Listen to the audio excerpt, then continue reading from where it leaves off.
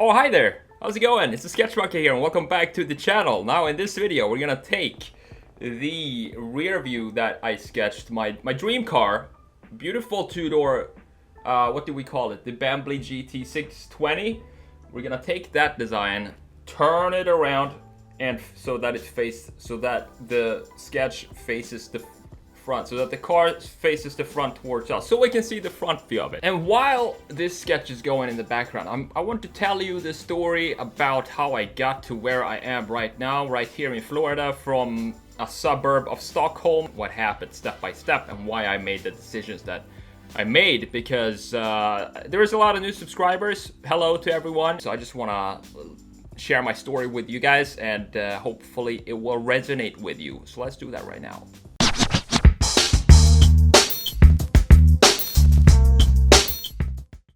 Alright, it's story time. Starting with why I start with a gray background. The reason for that is I like to use white and black for shading. First of all, I like to put out the whole silhouette or proportions of the sketch that I'm doing with just a hard round brush like I'm doing right here. And putting out the wheels like this in white, it just gives you a sense of direction, and kind of you have them as guidelines. So using gray, it gives you the opportunity to have really high contrast, and when I'm gonna go in and using the white airbrush later on, pretty soon, it's going to pop more on a gray background rather than using a white one. So that's the reason why I'm using gray in these sketches as a background, and I think you should try it out and just use white and black airbrush on a gray background and with a hard eraser. So I wanted to talk to you about the story behind, you know, from the moment I realized I wanted to work with cars, and through degrees and industrial design and car design, and eventually getting a job, and finally quitting my job and going full-time online, and the reason why I did that. So starting out, how should we start this? Once upon a time, a child was born in Sweden. I grew up in Sweden, in Stockholm, about 20 minutes south of Stockholm, in a city or town called Västerhaninge. It's a small town, not too crazy, very quiet. And I've always been into drawing, especially drawing cars. And I knew early on that that was something that that my future work is going to be, has something to do with drawing and art and creativity and stuff like that.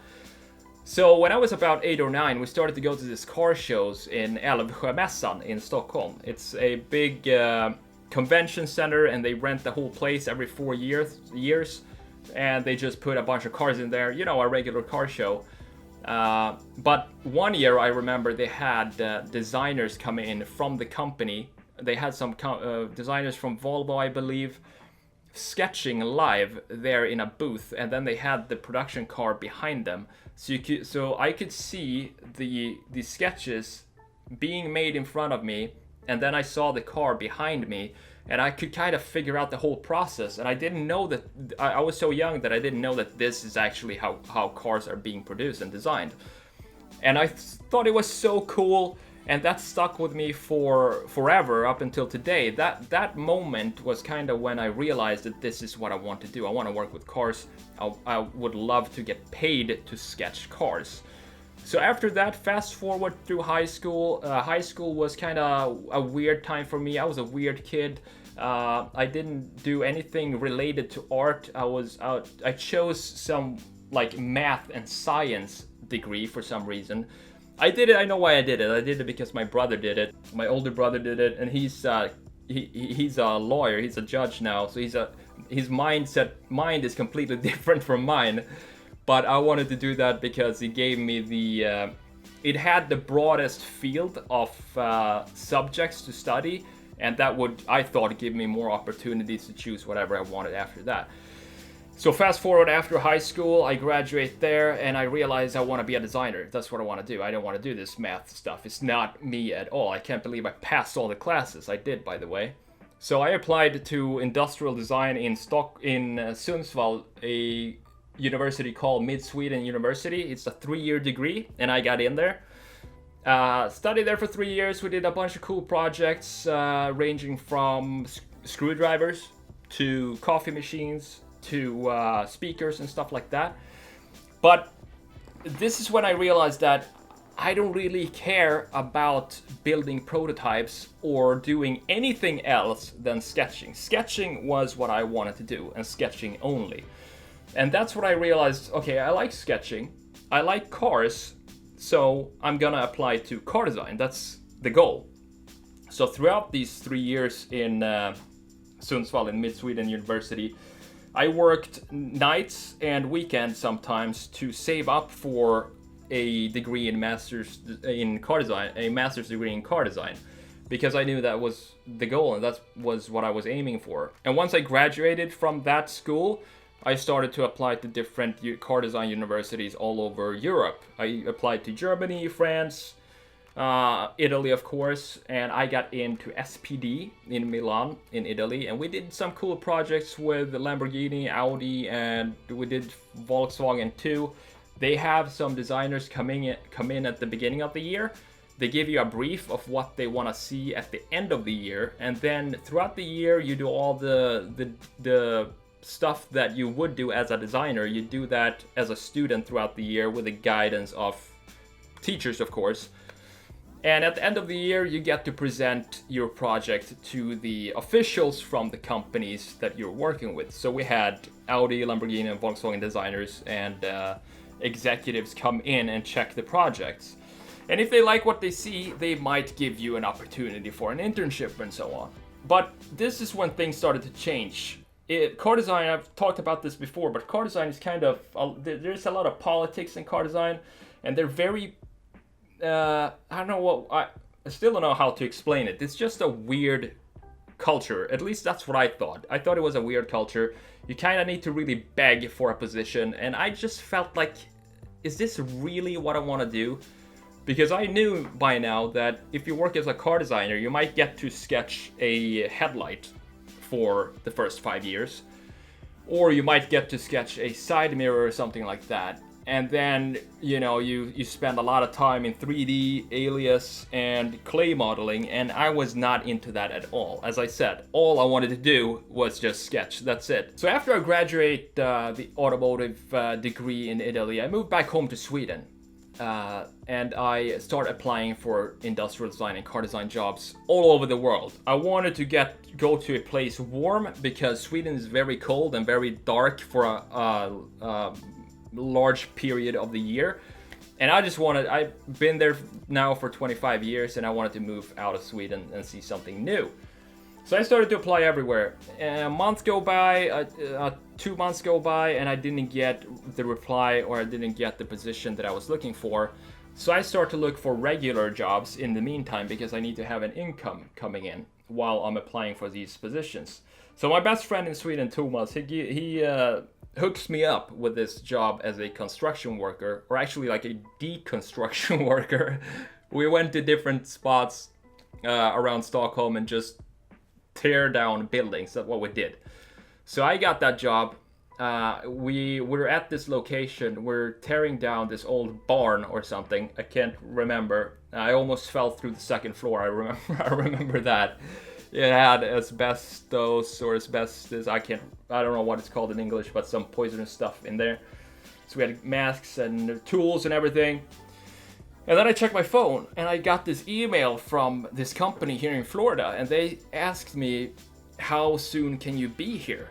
And I was like, all right. So I applied to so many companies. I was looking up what company it was, and it looked like a cool company. But the problem now was that I just got this job from my best friend. He had talked to his boss, and his boss said, okay, he can work with you on this building, and we'll see how it goes. So he has kind of given me a shot in that field, and now I've just been there for a week or not even 2 weeks, and I got this email, and they want me there like within 2 weeks. First of all, I emailed them back, like I'm not gonna be able to come in 2 weeks because moving from Sweden to work in the US, that requires a lot of paperwork. So I was stressing out about that, and then I had to like figure out how am I gonna tell Thomas now that I'm gonna quit after a week and a half when he just got me this job. Thomas was fine with it. He was like, you're crazy if you're thinking about not going. So just pack your shit, pack your stuff, pack your stuff and leave. And then I had to talk to the boss as well, the guy who actually gave me the job. And I remember being so nervous to talk to him about this because he actually gave me the shot to work there, and now I'm gonna tell him that I'm gonna quit and he needs to find a replacement immediately. So I walk in there and I just tell him exactly how it is. Like, I've been waiting years for this opportunity to work as a designer abroad somewhere, and now I got the chance to do that. But if you want, I can stay and work until this project is finished. And before I even finished my sentence, he almost kicked me out of there and told me to go and fix my paperwork and just leave and you know, start the job. So I'm really glad that that worked out that way and nobody was pissed at me. And after that, I just go home and start bouncing back and forth to the US Embassy to get all the paperwork and stuff ready. And I buy a ticket here, fly over here, and I don't know anybody here, but I got really good friends with a group of people in the company that I was going to that were coming from other countries as well. So we kind of bonded there really fast. So that was cool. That was cool to see, and everybody was super friendly. After a while though, after about a year in that company, the pay was not good at all. It was an entry-level job and I could barely make ends meet at that place. So I was starting to think, like, what can I do? Like, I need another job. I've done a year here now. It's kind of time to figure out what I want to do after this. So my friend from that company that I met the first day I came to the States, he got a job with a Swedish medical company in Fort Lauderdale. So he starts working there, and then after a while he asks me if I want to come work there because they're looking for a designer. And the pay here, the salary gap was like 5 times what I was making at the first job. So I was really excited. I said yes, of course. So I start that process of going on interviews and stuff like that. Very easy interview, and that was a super chill place. If I was the kind of person that would want a 9-to-5 job, then that place, it doesn't get better than that job that I had in Fort Lauderdale. After 2.5 years there, though, we were doing syringes and injectors and stuff like that. I was sketching every day. The beach was right next to the office. It was kind of what I had envisioned my whole life. I was there now, so I felt like I've accomplished my goal of working as a designer next to a beach, but I still wasn't. I still felt like something is missing. I don't like to go in, day to day, 9 to 5, go in and sketch the same stuff every single day. And I don't like meetings. I don't like having useless meetings with clients that can't, I remember one time we had this meeting with a client. They were thinking about what shade of purple they want on a cap for a medical device. And we had like 10 meetings talking about the shade of purple for this device.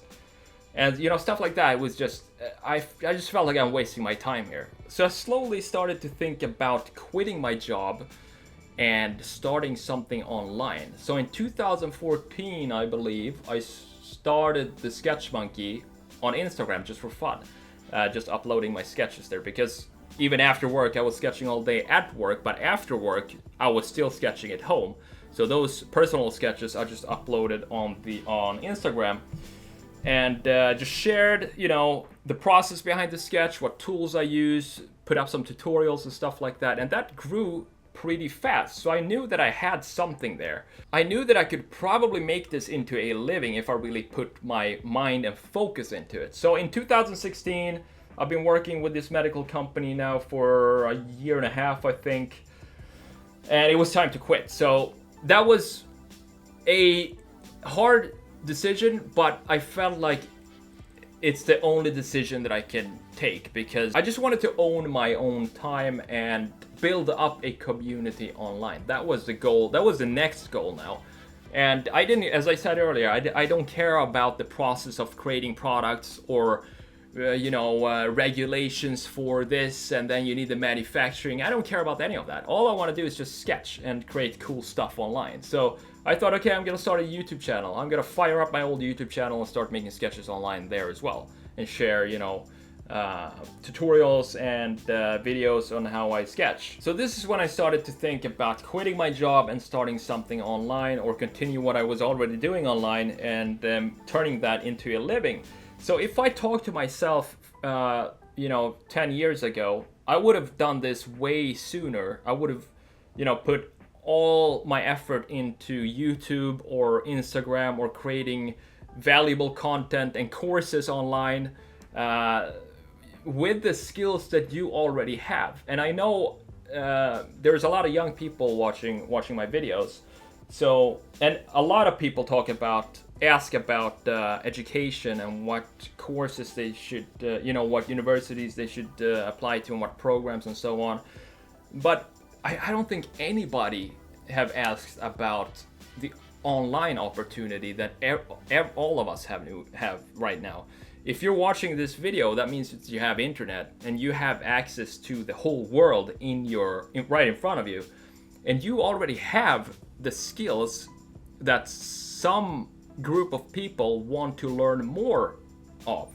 So if you create some YouTube channel or whatever it is, courses, or just start an Instagram, you can build that up into your own business. And that's kind of the route that I decided to go down, was to just focus on my YouTube, and that's what I'm doing full time now. I have my YouTube and I also teach online, and I'm a lot happier now doing this, sharing these videos and just having talks like this with you than I was working at the medical company, even though they had all the benefits and, you know, the great salary and all of that.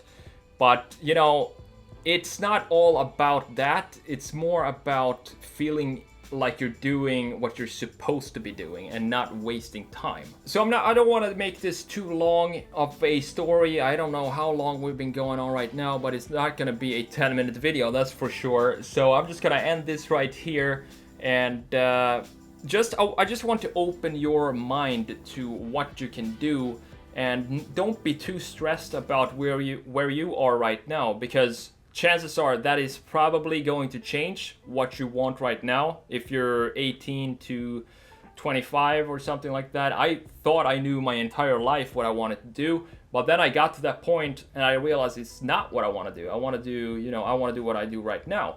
So even though you might be stressed about some situation or something like that, just keep working on what you, it's gonna sound so cliche, but just keep working on what you love to do and share that as much as you can with everyone online, and just pour it out on the internet, and good things are going to happen. So that's the story, that's the background, and if you have any questions about it, just comment below. I'm more than happy to answer any questions that you might have. And this, of course, is the front view of my dream car right here. I think it turned out really well. I checked about 2 or 3 times the reference from the rear view. I tried to make this front view, you know, be the same car as the rear view. It might be some slight differences here and there, but that's fine. So that's about it for this video. I hope I didn't confuse you too much or ramble or whatever it's called too much. I hope it made a little bit of sense. As I said before, if it didn't make sense, just comment below, and I'll be more than happy to clarify anything that you might be wondering about. I'm TheSketchMonkey. Thank you so much for spending a few more extra minutes with me today, because this is a bit of a longer video. I will see you in the next one. If you like this kind of videos, check out my playlist called Car Makeovers. I'm gonna link it up there. Go check out those videos. I think you're going to enjoy them as well. I'll see you in the next one. Take it easy, guys.